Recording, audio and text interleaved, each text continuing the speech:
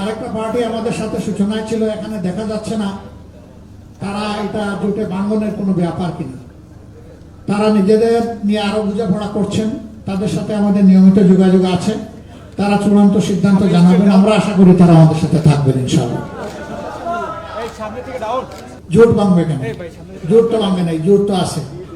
সেই জোটে হয়তোবা ধরেন কোনো একটা পার্টিকুলার দল তাদের যে কোনো কারণেই হোক তারা একমত হইল না, এর মানে তো জোট ভাঙবে না। এটা আরেকটা জিনিস আমরা ক্লিয়ার করি, আমরা কিন্তু কখনো জোট বলি নাই।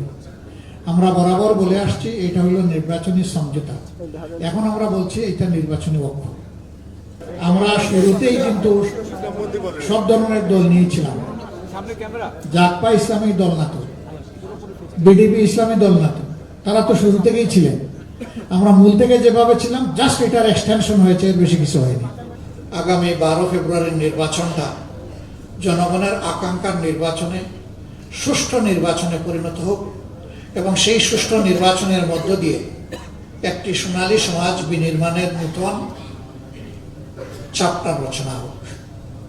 এ পর্যায়ে আমি অনুরোধ করব, দলগুলোর মধ্যে যে সমস্ত আসনে নিশ্চিতভাবে আমরা একমত হয়ে সবাই বন্ধন করেছি, এখানে কেউ কাউকে সিট দেয় নাই। আমরা সবাই বসে সমঝোতা এবং আলাপ আলোচনার ভিত্তিতে আমরা এই সিদ্ধান্ত নিয়েছি।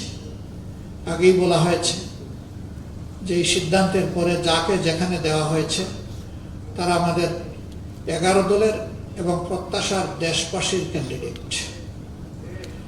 আমরা তাদের পাশে থাকব, বিজয়ের জন্য একসাথে লড়াই করব এবং প্রিয় দেশবাসীকে আমাদের পাশে দাঁড়ানোর জন্য আহ্বান জানাবো।